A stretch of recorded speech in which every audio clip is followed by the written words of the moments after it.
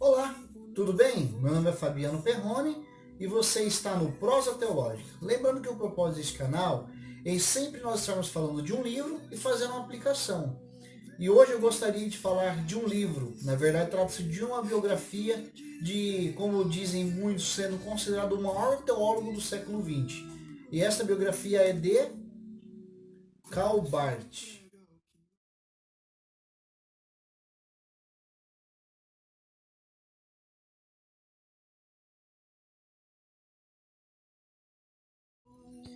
Karl Barth é uma pessoa que eu passei a conhecer a partir do momento que eu fiz um curso livre de teologia de uma denominação na cidade onde eu morava.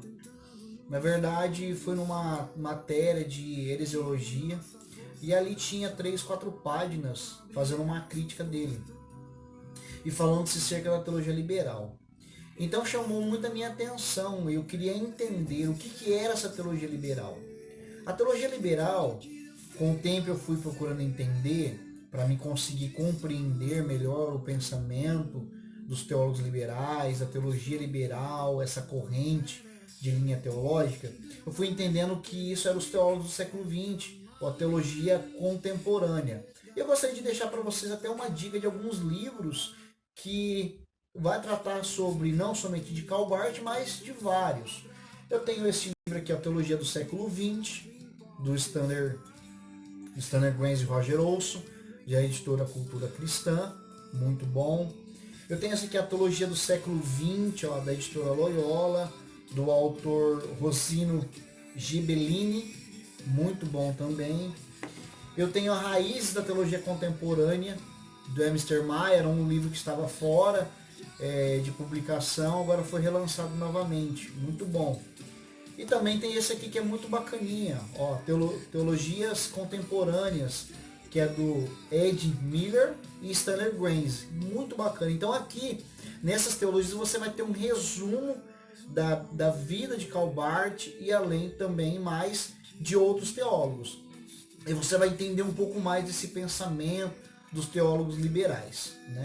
E aí em português, o que eu tenho, né, que eu conheço, que tem a biografia de Barth, se é esse de Manuel Fernando aqui, perdão, do Manuel Bernardino, né, que ele vai falar sobre a vida de Karl Barth, toda a biografia do Barth, e também ele vai falar sobre a influência que Barth teve sobre a teologia latino-americana.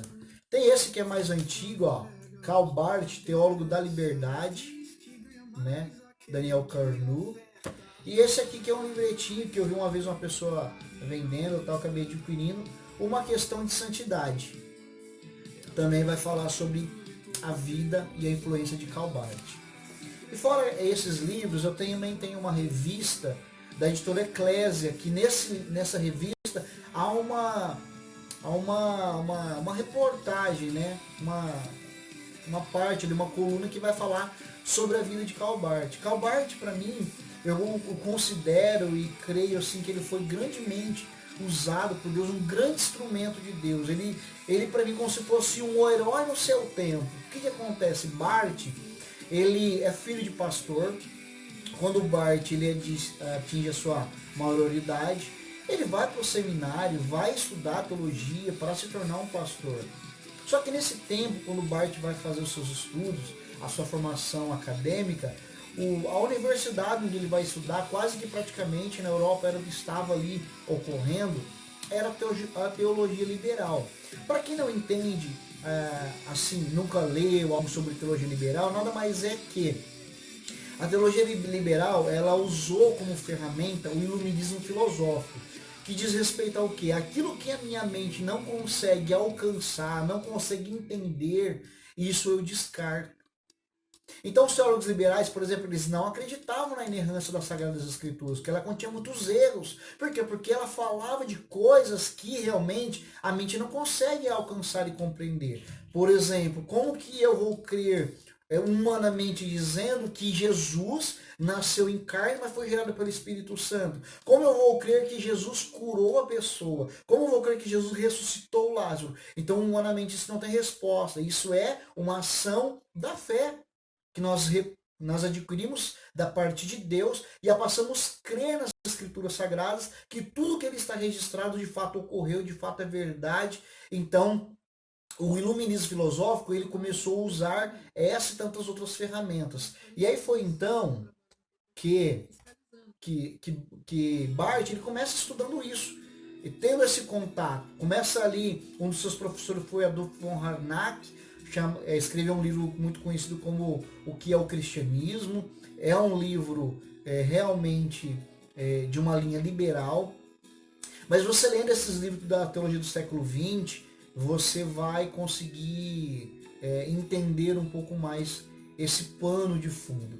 E Barth, então, ele se torna pastor de uma igreja numa cidadezinha da Alemanha chamada Safenhill. Lembrando que Barth ele era suíço, porém ele exerceu a sua vida dentro da Alemanha.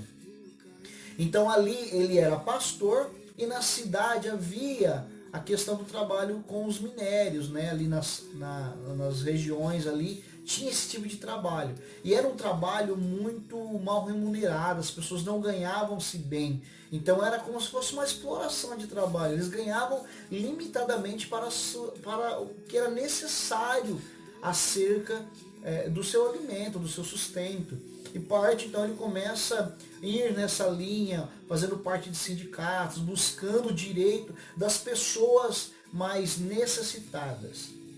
E Barth, com esse tempo, ele vai entendendo que a teologia liberal já não dava algumas respostas, que ele não conseguia obter uma linha que ele pudesse seguir, que é a teologia liberal, então ela saía totalmente fora, ela se perdia dentro desse contexto.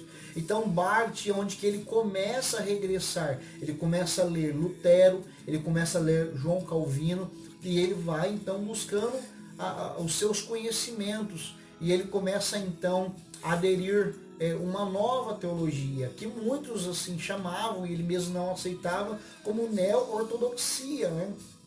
Um novo caminho para as verdades cristãs. E Barth, ele lança a carta aos Romanos, depois ele faz várias revisões. E há uma expressão que se diz que quando Barth lança o livro de carta aos Romanos, é como se alguém tivesse jogado uma bomba no parque de diversão das crianças, né? Então, dos teólogos. Aquilo foi uma bomba no mundo acadêmico do seu tempo, que ele veio realmente contra, ele fez o seu comentário, mas ele estava diretamente atacando, dando resposta ao liberalismo teológico, que havia necessidade de voltar para a ortodoxia. E aí ele pega esse cunho, voltando-se então na questão da leitura de Lutero, da leitura de Calvino. Nessa revista da Eclésia que eu tenho, por exemplo, vai se expressar ali uma explicação que as pessoas acreditavam, muitos acreditavam que realmente o nazismo era algo proveniente de Deus. E o nazismo queria controlar as igrejas, como hoje nós vemos em vários países, né? Barth, porém, disse, não, o cabeça da igreja é Cristo. Cristo é aquele que governa a igreja. Barth falou muito sobre a questão da igreja. E ele fez parte, foi um dos líderes da igreja confessante, assim, juntamente com o Dietrich Bonhoeffer.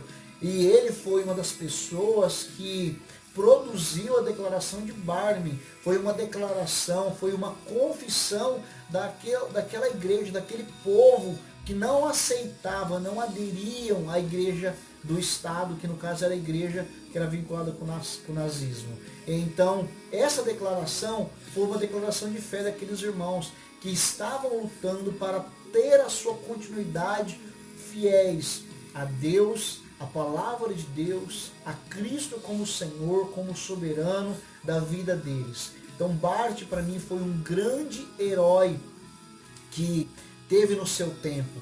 Eu gostava assim muito até de usar essa expressão, ele estava no meio do tiroteio, né? E ele então foi aquela pessoa que realmente começou a trazer de volta. E depois nós vamos de Dietrich Bonhoeffer, que foi um outro teólogo que foi aluno de Karl Barth. Lembrando que Barth, na sua vida, ele foi por 10 anos pastor de igreja. Depois, a sua vida foi toda na sua vida acadêmica. Ele foi sempre professor. No restante da sua vida, ele foi professor em algumas universidades dentro da Alemanha, até o momento no qual teve que se retirar da Alemanha devido ao fato dele ser suíço e ele não podia então mais estar residindo, né? Ele foi proibido de dar aula nas universidades. Por quê? Porque ele não era condizente aquilo que o nazismo falava. Então era uma contramão, né? Era uma contracultura, né? Como até uma expressão que John Stott utiliza aí falando sobre a questão do Sermão do Monte, né? Então foi isso o que ocorreu. Então para mim Barth é uma pessoa que por muitos é desconsiderada, é chamado de liberal, é uma pessoa que tem que ter os seus cuidados para fazer suas leituras. Não, Barth é uma pessoa que escreveu um livro, por exemplo, sobre o Pai Nosso. Vou pegar para vocês verem.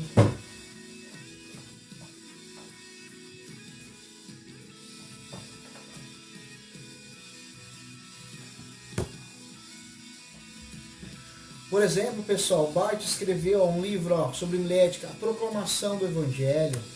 Barth escreveu sobre algo importantíssimo na história da igreja. Ele fez um comentário do credo apostólico.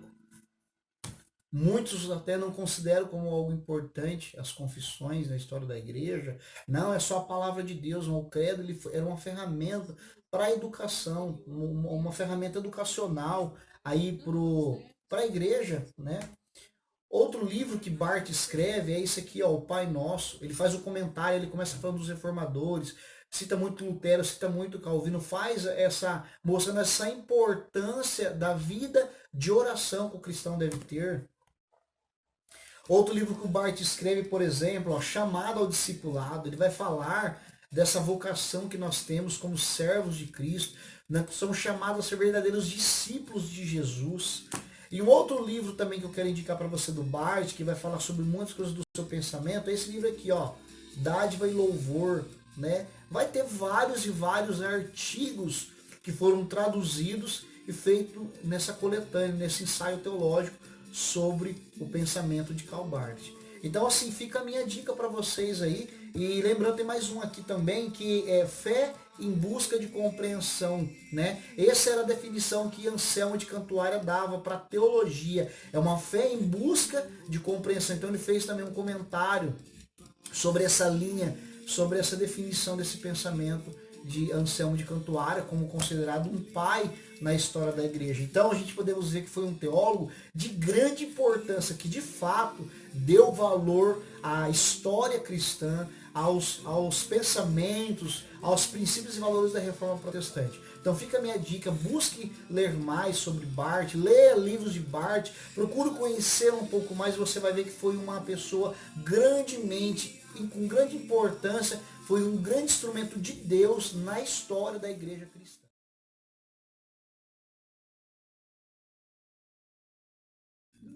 Pessoal, é isso daí. Então ficou aí a dica de hoje, mais precisamente sobre a vida de Karl Barth, né? Mostrei para vocês 3 livros aí que vai falar sobre a vida de Karl Barth. Se você gostou desse vídeo, deixa o seu like, né? Se inscreva no canal se você não é inscrito, acione o sininho, toda vez que publicarmos um vídeo novo, você vai estar recebendo. Se você já é inscrito, né, indique para outros amigos seus, compartilhe esse vídeo, né? Temos outros vídeos falando de outros livros. Eu fiz uma série de 3 vídeos falando sobre a questão da minha biblioteca, como eu organizei, né? Fica como uma sugestão aí para vocês, ok? Um grande abraço e até